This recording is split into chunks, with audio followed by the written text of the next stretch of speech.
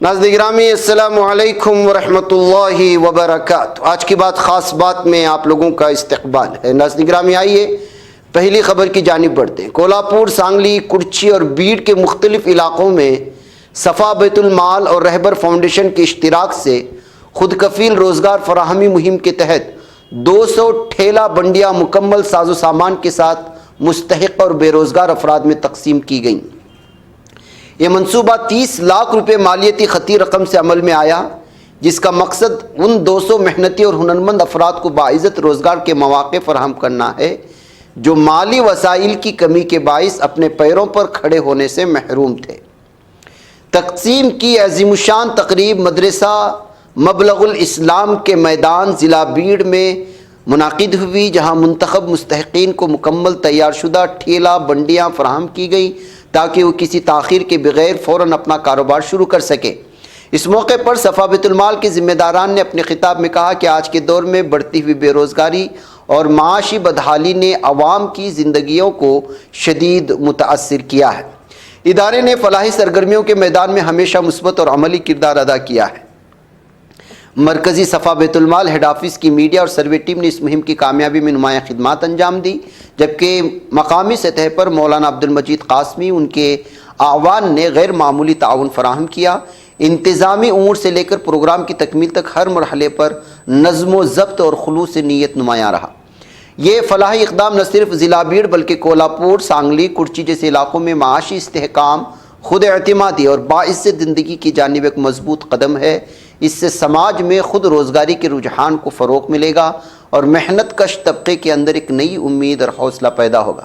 صفا بیت المال کی یہ کاوش انگنت انسانوں کے لیے امید کی کرن ثابت ہو رہی ہے۔ مختلف علاقوں میں سلائی مشینوں کی تقسیم، پروڈکٹس یونٹس کے قیام، مہندی ڈیزائننگ سینٹرز اور کمپیوٹر کورسز کے ذریعے ادارہ وسیع پیمانے پر خدمات انجام دے رہا ہے۔ یہ تمام اقدامات اس بات کی روشن دلیل ہے کہ صفا بیت المال وقتی امداد سے آگے بڑھ کر ایک مضبوط اور خود کفیل معاشرہ تشکیل دینے کے لیے کوشاں ہیں، جہاں ہر فرد اپنے ہنر اور محنت کے بل پر باعزت زندگی بسر کر سکے۔ ناظرین گرامی، مہاراشٹر کے مالیگاؤں میونسپل کارپوریشن میں میئر انتخاب میں ایک بڑی سیاسی تبدیلی دیکھنے کو ملی۔ مقامی اسلامی پارٹی کی امیدوار نسرین بانو شیخ مالیگاؤں کی نئی میئر منتخب کی گئی۔ انہوں نے شیو سینا امیدوار لتا گوڑکے کے 25 ووٹوں کے بڑے فرق سے شکست دے کر ایک کامیابی حاصل کی۔ اس انتخاب نے میونسپل کارپوریشن کی سیاست میں نئے حالات پیدا کر دیے اور سیکولر فرنٹ کی طاقت کو بھی صاف طور پر ظاہر کر دیا ہے۔ میگھالیہ کے مشرقی جینتیا ہلز ضلع میں غیر قانونی کوئلہ کانکنی کے دوران ہوئے دھماکے کے 2 دنوں بعد جائے وقوع سے 2 مزید لاشیں برآمد کی گئیں۔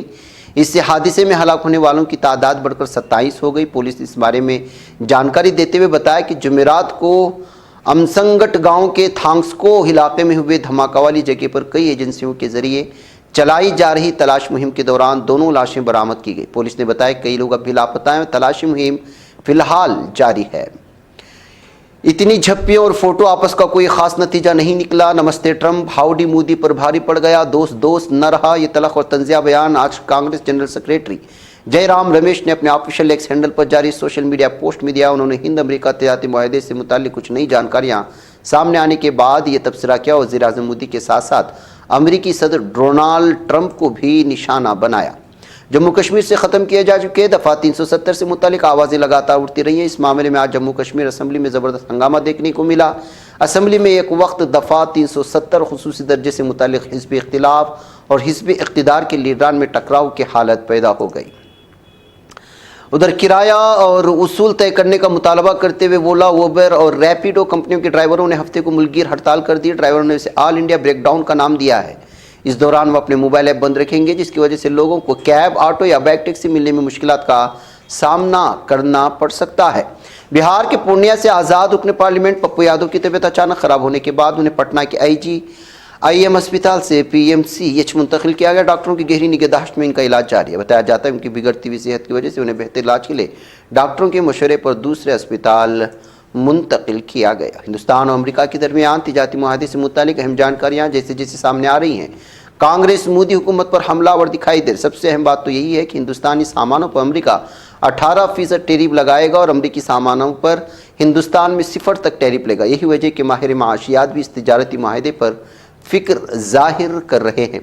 دہلی کے جنک پوری علاقے میں دہلی جل بورڈ کے ذریعے بنائے گئے گڑھے میں گر کر کمل نامی نوجوان کی موت نے انتظامیہ کی لاپرواہی کو ایک بار پھر سامنے لا دیا۔ وہ نوجوان دفتر سے اپنے گھر بظاہر موٹر سائیکل جا رہا تھا، تب اس گڑھے میں گر گیا، پھر ابدی نیند سو گئے۔ اس معاملے میں کانگریس نے بی جے پی حکومت اور مقامی انتظامیہ کے ساتھ ساتھ وزیر اعظم نریندر مودی کو بھی کٹہرے میں کھڑا کر دیا ہے۔ دہلی فسادات 2020 کے دوران ایک 23 سالہ نوجوان پرتشدد اس کی موت سے متعلق معاملے میں راؤس ایونیو کورٹ نے دہلی پولیس کے 2 اہلکاروں کو سمن جاری کیا۔ دراصل دہلی فسادات کے دوران سوشل میڈیا پلیٹ فارم پر ایک ویڈیو کلپ وائرل ہوئی تھی۔ اس میں پولیس اہلکار متاثرہ فیضان کو لاٹھیوں سے پیٹتے اور اسے قومی ترانہ گانے کے لیے مجبور کرتے ہوئے نظر آئے۔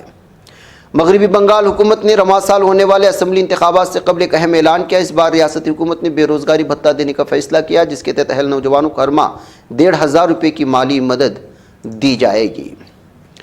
ریاست آندھرا پردیش کی چتور ضلع میں 17 سالہ لڑکے سے 2 بچوں کی ماں جس کی عمر 40 سال ہے ناجائز تعلقات کا شرمناک واقعہ سامنے آیا۔ شادی شدہ خاتون نصیب کا معاملہ لڑکے کے ساتھ ناجائز تعلقات میں تھی، بلکہ اپنے تعلق میں ریکارڈ بننے والے گھر کے افراد کو قتل کرنے کی سازش بھی رچی۔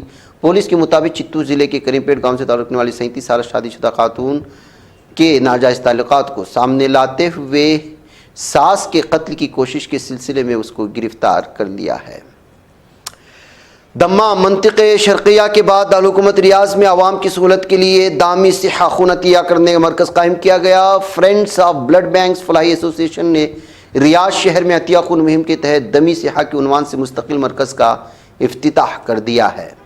امریکہ کے سب سے بڑے شہر نیو یارک سٹی کے میئر زہران ممدانی کی جانب سے تاریخ وطن کے حوالے سے دیا گیا بیان سرخیوں میں آ گیا۔ نقل مکانی اور معاشرے مذہب کے کردار پر بات کرتے ہوئے انہوں نے اسلامی تاریخ کا حوالہ دیا اور کہا کہ امریکہ کو تارکین وطن کے بارے میں اپنے رویے پر غور کرتے وقت اسلام سے درس لینا چاہیے۔